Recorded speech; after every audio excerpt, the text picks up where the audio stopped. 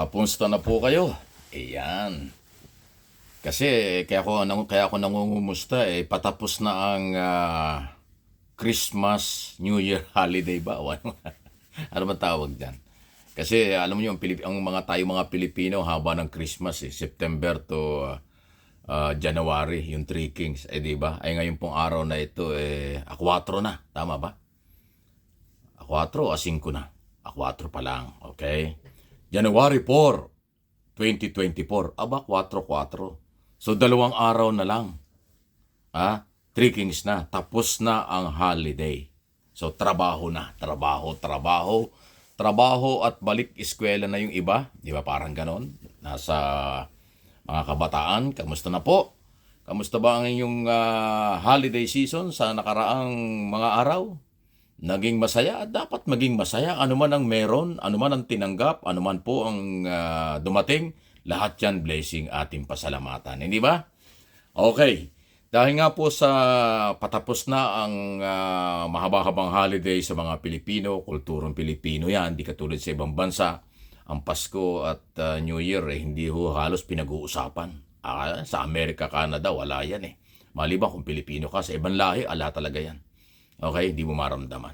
Tayo pinagkakabalahan at pinagkakagastusan yan. Ganun pa man, eto na, bagong taon at bagong buhay, bagong pag-asa.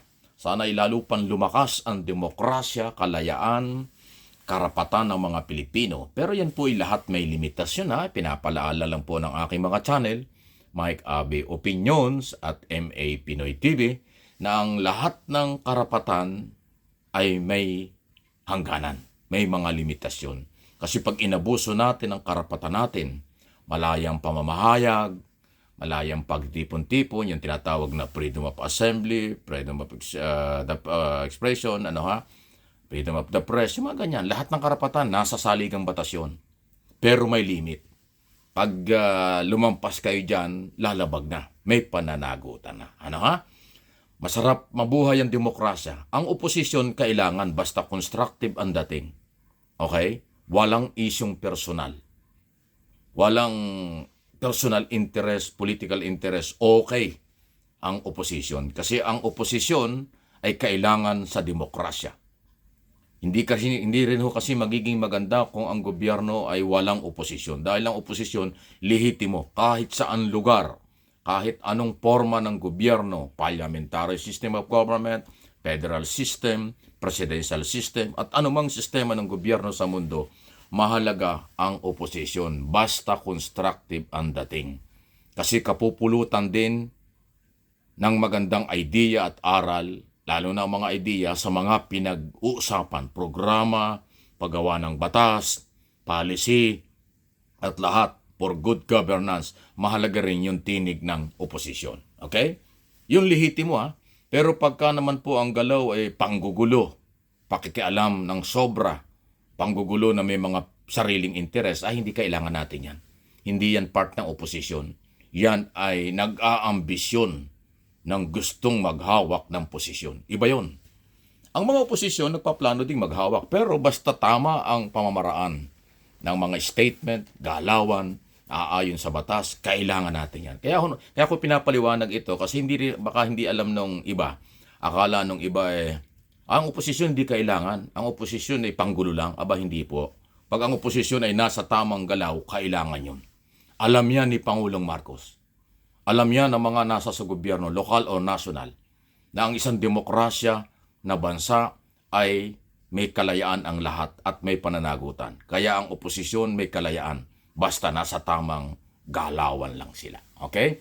Ngayon, yung oposisyon na lehitimo, nakikita ko wala namang malaking problema. Issue lang ang kailang mga topic at pinag-uusapan. Pero itong mga gustong maghawak ng kapangyarihan, gustong ilagay na yung kanilang sinusuportahang pangalan, politiko at political party, hindi ho yan oposisyon. Yan ay personal at political interest ang galaw. Makasariling galaw yan. Ambisyosong galawan. Iba yun. Iba yung oposisyong nagpapalakas ng demokrasya kaysa sa nagpapanggap na oposisyon pero ang layunin agawin ang kapangyarihan sa nakapwesto, yung grupong yon iba yon. Ingat tayo dyan. Yan pa naman ang maingay ngayon. Yan pa naman ang mapanlinlang. Yung grupong gustong maghawak ng kapangyarihan na wala sa lugar. Sa ilalim po ng ating saligang batas, sa 2025 pa ang eleksyon, maghahalal tayo ng 12 senador, party list, district congressman at ibang local official. Sa 2028 pa ang national at presidential at vice presidential election. Kaya yung mga nag-iingay ngayon na gusto ng mang-agaw ng kapangyarihan, hindi yan oposisyon. Gusto lang maghawak ng power. Pera at power ang gusto lang ng mga yan. Kaya ingat kayo, huwag kayong paggamit yan. Dahil pag ginamit kayo, hindi naman kayo makikinabang. Sa tingin ba ninyo, pag sila'y ng agaw ng kapangyarihan, maalaala kayo? Why, never. Ilang beses na tayo nagpalit ng administrasyon, naalaala ba kayo? Kapag ka ang pang-aagaw ng kapangyarihan ang kanilang motibo at galawan. Malabo. Ilang beses na bang dalawang beses na hong nagkaroon tayo ng pang-aagaw ng kapangyarihan? 1986, di ba? Nawala ang mga Marcos, pumasok ang mga Aquino. Anong nangyari sa buhay natin? O 2001 ba? O tama. Di ba? Hawak na ERAP. O, di ba? Pinasok ng mga followers ni Gloria Macapagal Arroyo. Anong nangyari sa bayan natin? Ayan, dalawa na po yan. Ang pinakamaganda at may malaking pag-asa na development at kaunlaran ay tayo ay susunod sa political exercise. Kung sino ang inihalal ng taong bayan, ating irespeto, ating suportahan, panalo tayong lahat. Pero yung elected, may mandate mula sa taong bayan after political exercise, hindi nyo nirespeto, lagi nyo sinisiraan, lagi nyo ginugulo dahil ayaw nyo kilalaning nanalo, ayaw nyo kilalaning administrasyon, tapos gusto nyo palitan na ng gusto nyo kandidato. Aba, ay walang kakwenta-kwenta yung prinsipyong yan. Yan ay argumentong pangsarili. Argumentong hindi pangkalahatan. Hindi para sa demokrasya. Hindi para sa kaunlaran. Gusto lang nila kapangyarihan. Kaya kayo na susuporta sa kanila na ang layo nila ay kapangyarihan lang, anong kinabukasan meron kayo?